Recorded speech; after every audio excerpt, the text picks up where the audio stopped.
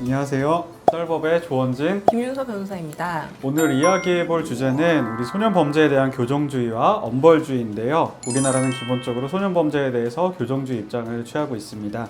그 형사사건은 양형기준이라는 게 있어요. 그런데 이에 반해서 청소년 범죄는 명확한 양형기준은 없기 때문에 사안에 따라서 그 다음에 어떻게 변론이 이루어지는지에 따라서 변론이 조금씩 다른 부분들이 있는데요. 실무를 하다 보면은 같은 비슷한 케이스인데도 불구하고 처분이 다르게 나오거나 하는 경우들도 있어요. 그래서 피해를 본 분들 입장에서는 너무 봐준다, 또 가해 학생 입장에서는 너무 가혹하다, 이런 얘기들이 나오는데, 그래서 오늘은 우리나라 소년범죄에 엄벌주의로 가야 한다는 입장과 지금과 같은 교정주의 입장을 고수해야 한다라는 입장을 나눠서 한번 이야기를 해보겠습니다.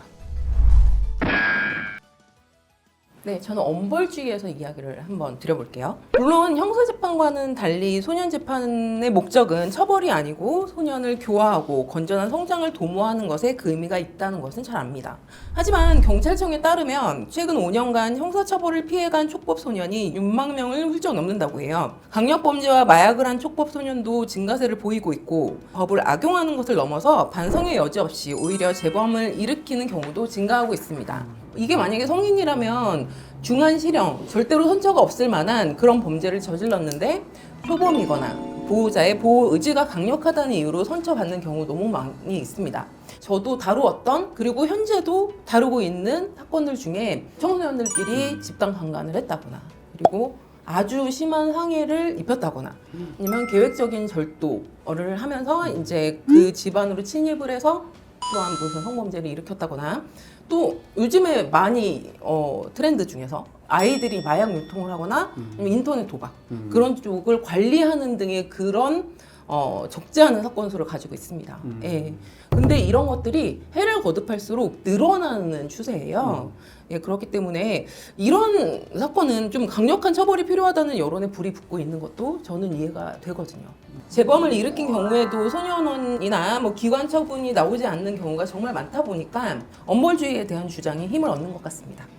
맞아요. 그 요즘에 보면은 학교 폭력 사건도 정말 이게 학교 안에서 발생하는 일인가 싶을 정도의 사건도 굉장히 많고, 이게 애들이 한 행동인가 라고 생각할 그런 행동도 많은데, 저는 약간 이 소년 범죄를 바라볼 때 이 질문을 좀 먼저 해야 된다고 생각해요. 뭐냐면, 과연 예전에 아이들보다 더 성숙해지고 더 조숙하고 더 어른스러워진 게 맞나? 라는 생각이 좀 들어요. 뭐냐면, 결과가 발생한 행위만 놓고 보면 성인이 잘못한 것 같다, 이런 생각이 드는데, 막상 이 자리에 와서 얘기를 하다 보면 그냥 영락없는 애거든요. 뭐 기기를 잘 다루고 이성적인 판단을 잘 하는 것처럼 보여지는 것 뿐이지, 막상 속내를 얘기하면은 예전의 아이들보다 더 비이성적이고 합리적인 판단을 잘 못하고 자기가 딱 중심을 잡고 제대로 판단을 못하는 경우들이 더 많은 것 같아요. 그래서 가정법원에 가기 전에도 굉장히 두려워하고 울면서 어려움을 호소하는 경우들도 많고, 그 다음에 소년분류 심사원에 잠시 이제 임시 위탁가 있는 경우에 저희가 이제 가서 접견을 가보면,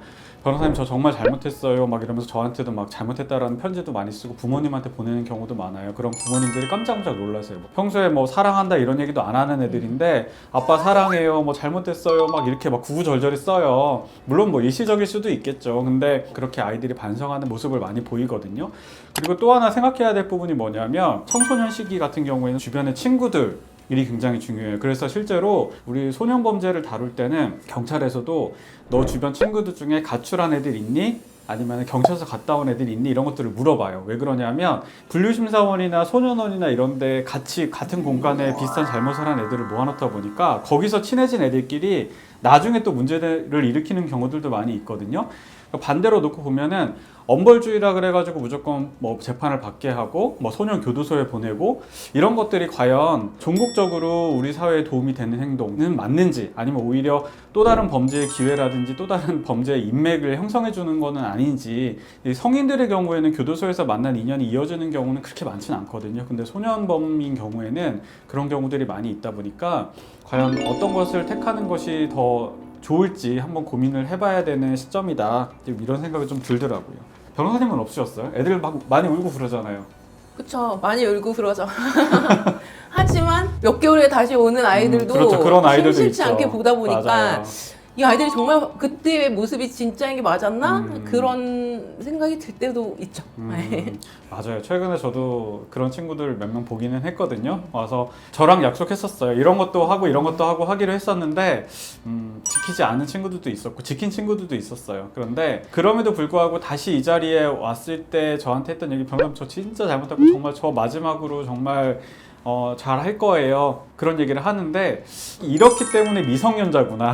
아직은 성숙하지 못한 아이구나. 그런 생각이 많이 들더라고요. 그래서 소년법을 별도로 이제 두고 있으니까 이런 별도로 두고 있는 취지나 우리 아이들이 사실은 지금 뭐 출산율도 많이 떨어지고 있는데 이 아이들 한 명 한 명 굉장히 소중하잖아요. 그래서 우리 아이들한테 조금 반성의 기회를 주는 것이 어떤가라는 생각을 좀 하고는 있습니다.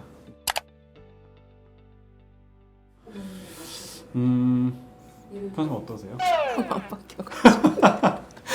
근데 이런 경우들이 있어요. 진짜로 아기를 가지고 같은 행동 반복하는 애들도 있는데 이런 거예요. 그러니까 한번 처분을 받았는데 그 처분의 내용이 오토바이를 타보고 싶어가지고 오토바이 키를 가져갔던 건데 근데 그 다음에는 그냥 오토바이를 가져가는 친구들 옆에 그냥 서 있었던 거예요. 근데 애들은 내가 한 거 아닌데 문제 없겠지 이러고 그냥 가만히 있었던 거예요. 근데 수사를 하는 입장에서는 같이 있었고 너네가 거기 왜 가는지를 물어보다 보면 공범으로 되거든요. 그냥 가만히 있다가 휩쓸리는 거예요. 그래서 다시 오는 경우들도 많이 있거든요. 그래서 쉽게 변하지 않는다. 그것도 어느 정도 맞긴 맞는 것 같아요. 근데 그래서 엄벌주의를 취한다고 하더라도 행위의 결과보다는 행위의 양태나 경위를 좀 진짜 디테일하게 봐야 되고 그런 의미에서 아직은 우리나라 소년 보호 재판이 조금 의미가 있는 것 같아요.